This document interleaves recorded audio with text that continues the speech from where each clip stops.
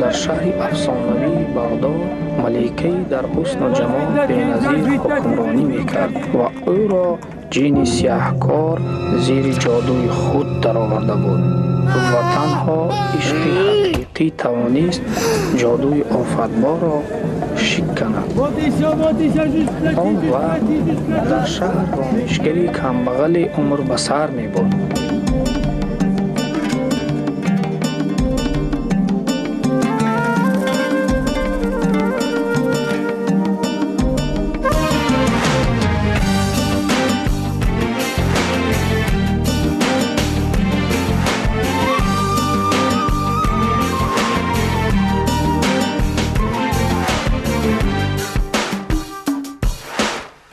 Şahinetin siher doğanay senin yüzün Efektıma gülmegen Yaşırmekşi gözlerin Sin tozargan hıyalar Yüreğimde yaralı Cilirtesin ismini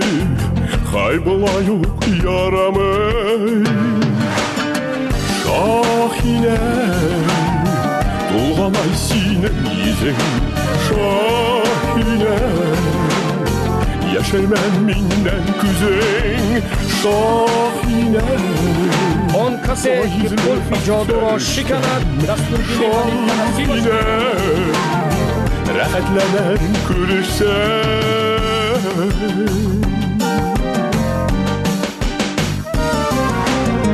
Şahinetin sihir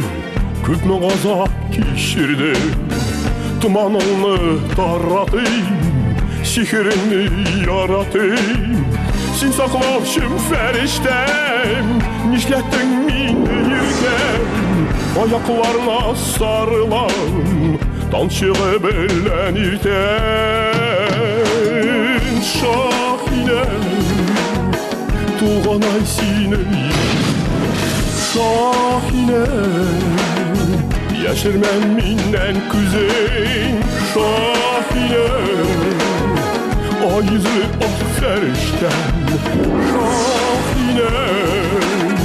Rahatlenem görüşsen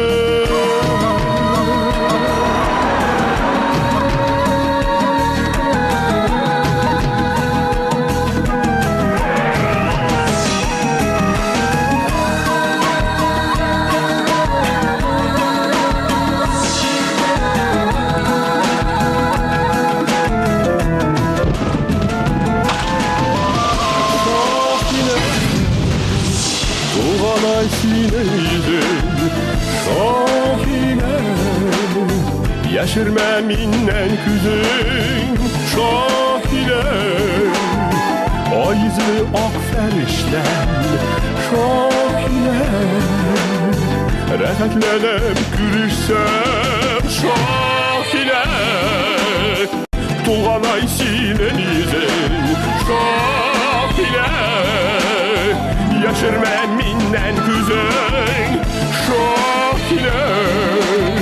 O yüzlü ak ferişten Şahine Rahatlenem görüşsen حیاتی خوشبخت و درازی دیدن